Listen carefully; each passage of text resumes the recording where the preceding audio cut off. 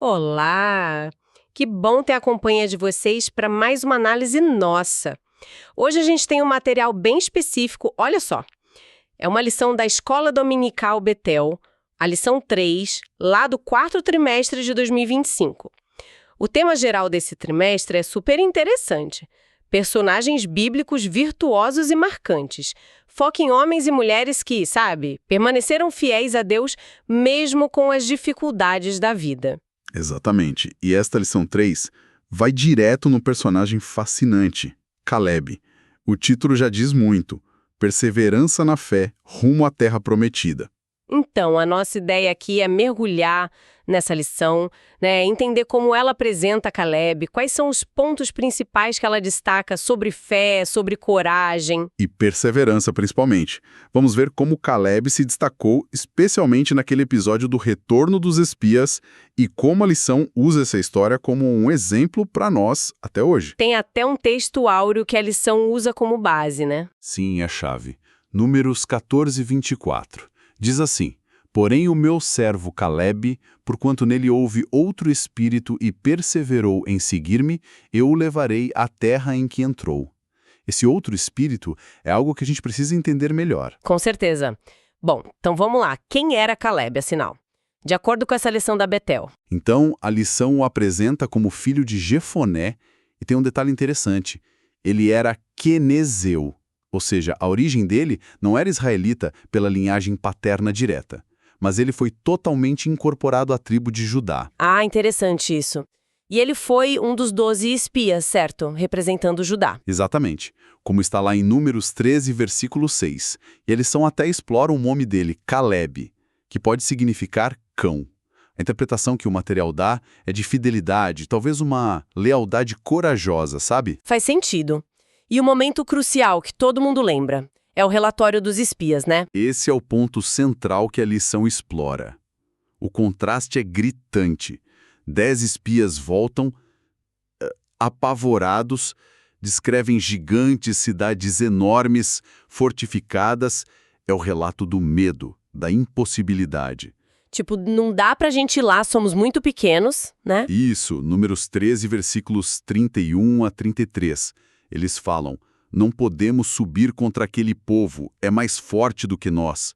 Chegam a dizer que se sentiram como garfanhotos perto deles. É pessimismo puro. Mas aí entram Caleb e Josué. Qual a diferença na abordagem deles, segundo a lição? A diferença é total. Caleb não nega a realidade. Ele viu os mesmos gigantes, as mesmas muralhas. Só que a perspectiva dele é outra. Ele não foca no obstáculo. E o que ele faz? Só diz: eu discordo. Nossa, ele age. Enquanto os outros estão espalhando pânico, a lição destaca que Caleb tenta acalmar o povo ali na frente de Moisés. E ele fala com firmeza, lá em Números 13:30. Subamos animosamente e possuamo-la em herança, porque certamente prevaleceremos contra ela. Nossa, que ousadia no meio daquele caos. Ousadia total. O foco dele estava na qualidade da terra prometida e, claro, na promessa e no poder de Deus que estava com eles. Ele via a promessa, não só o problema. E é aí que a lição fala da coragem dele, imagino. Diz que ele avançou enquanto outros recuaram cheios de pessimismo. E o que seria aquele outro espírito que o texto áureo menciona? Era só essa coragem? A lição aprofunda isso. Interpreta esse outro espírito, de Números 14 e 24, como mais do que só bravura. É um espírito de fé genuína e de perseverança constante. Não foi só um ato isolado de coragem. Uma qualidade de caráter, então. Exato. A lição até conecta com Hebreus 10, que fala sobre não retroceder na fé, né? Diz que Deus não se agrada de quem recua e que o justo vive pela fé. Tem até uma citação de F.F. Bruce no material, explicando que a ideia em Hebreus é manter a paciência e a fé até o fim. Entendi. E os outros 10? Como a lição os descreve? A lição os descreve como tendo uma falta de visão do reino, mostrando timidez, até covardia. Menciona a palavra grega deilia, sabe? Que é essa timidez que paralisa. Basicamente, eles esqueceram quem estava lutando por eles. Essa questão da perspectiva diferente é muito forte. A lição diz que Caleb e Josué olharam a terra na perspectiva de Deus. Como isso funciona na prática? Os gigantes não sumiram. Não, os gigantes continuavam lá. A mudança foi interna. Foi na interpretação da realidade e na confiança para superar. A lição faz uma ponte, mesmo que implícita, com Davi e Golias, por exemplo. Ah, boa comparação. Porque Davi estava focado em Deus. Caleb parece ter tido essa mesma visão. A fé dele era ativa. Lembra que ele disse, subamos animosamente? Sim, ele queria agir. O foco dele era na terra boa, que mana leite e mel, não nos moradores dela. A lição conecta isso com Jeremias 32:17. Ah, Senhor Jeová, nada há que te seja demasiado difícil. Parece que Caleb operava nessa frequência, sabe? E a lição traz outros textos para reforçar essa ideia de força que vem da fé, né? Acho que menciona Hebreus 11. Sim, menciona Hebreus 11 sobre tirar força da fraqueza, fala de 2 Coríntios 12 sobre o poder de Deus se aperfeiçoar na fraqueza, e até a atitude de Paulo em Atos 21, de não deixar o medo impedir o propósito. Caleb parece um exemplo vivo disso, de ver oportunidade divina onde o olhar humano só vê barreira. Exatamente. E o ponto que a lição martela é: essa visão não foi só naquele dia, durou a vida toda. O material nos leva lá para frente, Caleb com 85 anos. Na divisão da terra, já com Josué. Isso. E o que ele pede? Hebrom, a região montanhosa onde ainda moravam os descendentes dos gigantes, os Enaquins. Ele mesmo lembra Josué disso. Quer dizer, 45 anos depois, ele não pediu um lugar tranquilo. Pelo contrário, pediu justamente um desafio que exigia a mesma fé e coragem lá do início, porque ele confiava na promessa original de Deus. Isso é incrível. E isso nos leva à promessa e à perseverança. Porque Deus fez uma promessa pessoal para ele, né? Lá em Números 14:24 de novo. Sim. Eu levarei a terra em que entrou e a sua semente a possuirá em herança. Essa palavra foi diferencial dele em relação àquela geração toda que ficou no deserto. Mas a espera foi longa. Longuíssima. A lição enfatiza isso. Ele tinha 40 anos quando ouviu a promessa e 85 quando finalmente recebeu Hebrom. São 45 anos. 45 anos, vivendo no deserto com o povo que murmurou. Exato. E o mais impressionante é o que ele diz aos 85, lá em Josué 14:11. Ainda hoje estou tão forte como no dia em que Moisés me enviou. Qual a minha força então era? Tal é agora a minha força para a guerra. Uau! A lição liga essa vitalidade física e espiritual diretamente à confiança dele na promessa, mantida durante todo esse tempo. É um tapa na nossa cultura do imediatismo, né? Totalmente. Mostra que os planos de Deus têm outro tempo. Podem ter, sim. Como diz Jeremias 29:11, os planos são de paz, não de mal, mas o tempo é dele. A lição até cita o Salmo 40 sobre esperar com paciência, né? Esperei com paciência no Senhor.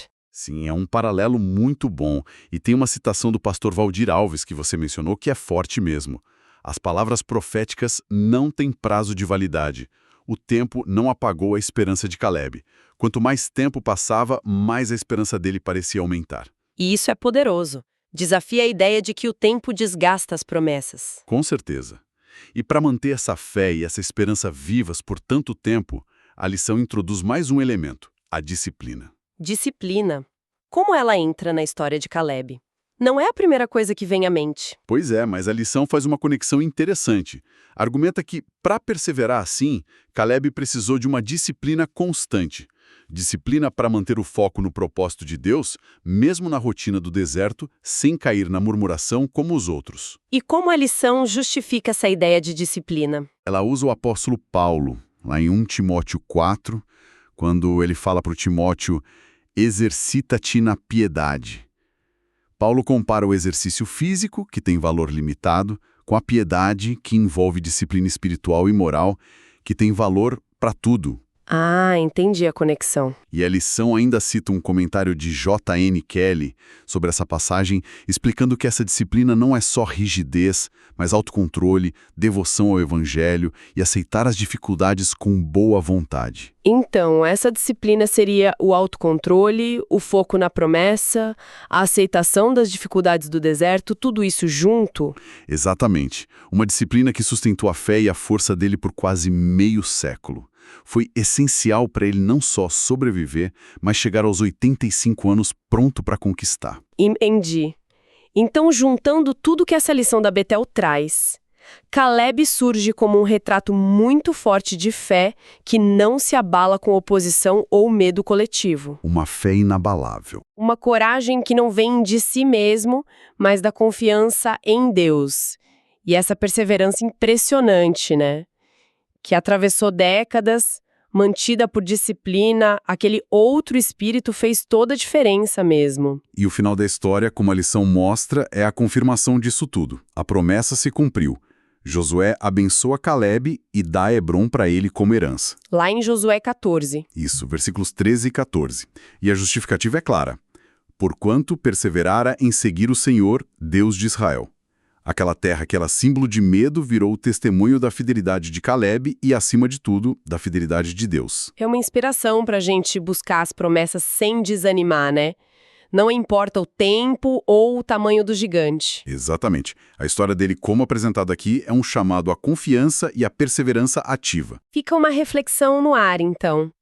Pensando nessa jornada longa de Caleb, nesses 45 anos de espera ativa, confiante, disciplinada, como será que adotar essa perspectiva de longo prazo, focada nas promessas, mesmo quando a gente não vê o resultado logo, poderia mudar o jeito que a gente enfrenta nossos próprios desafios, nossos gigantes e desertos hoje? É uma ótima pergunta para a gente levar. Como essa visão de longo prazo, essa fé perseverante, pode transformar nossa caminhada? Fica aí para a gente pensar. Muito bom aprofundar nessa história hoje. Muito bom mesmo. Caleb é, sem dúvida, um personagem marcante.